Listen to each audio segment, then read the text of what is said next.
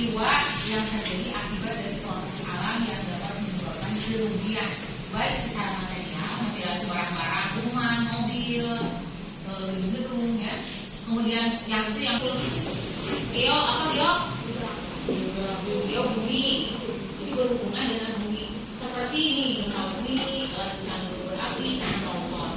Nah kalau ini pure alami.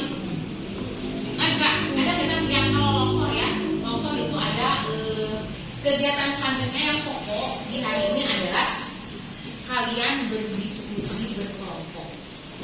Nah karena kemarin kelompok 6 di cancel kelompok 6, jadi kita 5 kelompok saja dengan jenis bencana yang berbeda ya. Nanti kalian berkelompok, kemudian kedua ya ini kegiatan adalah diskusi tentang salah satu bencana. Nah jenis bencananya sudah kita bicarakan di pertemuan sebelumnya ya. Jadi masing-masing kelompok sudah ingat kan jenis bencana. Kemudian apa sih yang harus didiskusikan? Pertama adalah pengertian bencana tersebut. Misalnya kalau tentang tsunami, apa sih tsunami itu? Jadi kalian sering mendengar tsunami, tapi tsunami secara bahasa itu seperti apa? Kalian nanti cari sumbernya, boleh berbagai lah, boleh gejala dari awal. Misalnya kalau tsunami, ada yang tahu nggak? Gejala sebelum tsunami apa? Gempa.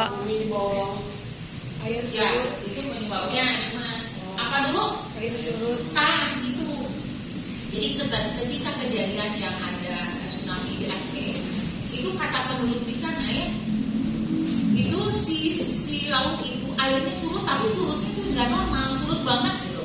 Kan laut biasanya ada pasang surut, tapi surutnya juga nggak terlalu jauh ke laut, minimal sampai ikan-ikan aja menggelepar di dermaga itu, karena surutnya jauh ya.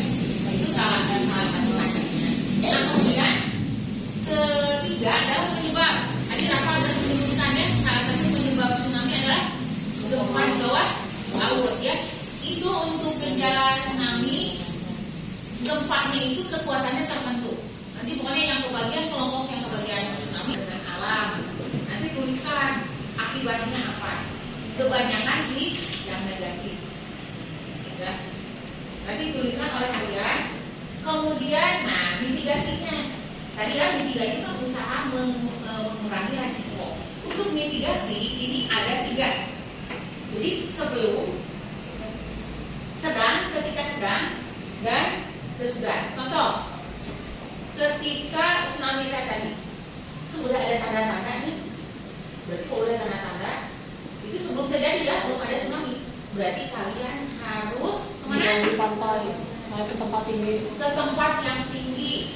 Sekarang hampir semua tempat wisata ada tulisan. Ke tempat kita juga ada di sini dia apa? Ya.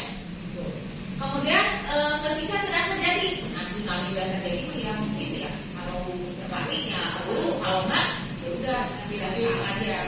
Kita nggak tahu ya, karena kecepatan si air bergerak sama kita lari, terus kitanya juga larinya dalam keadaan panik, pastinya jadi kayak lebih lambat. Biasanya kalau panik lambat gitu.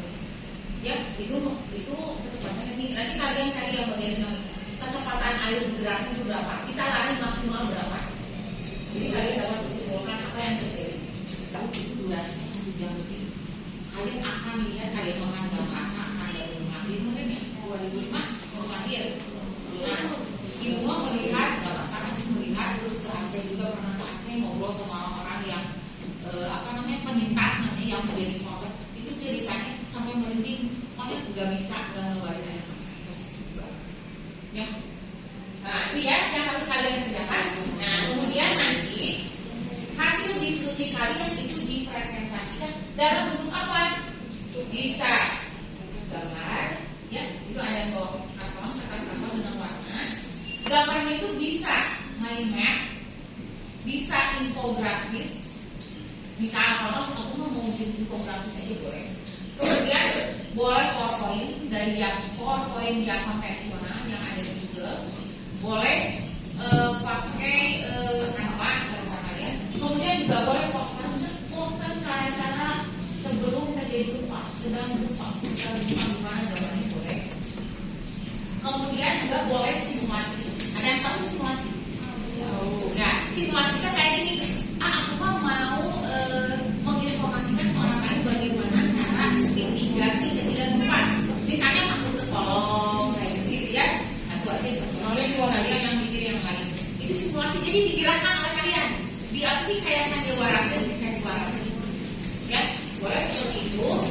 Nah, kemudian udah refleksi kalian mungkin nanti kita lihat waktunya mengisi kuis.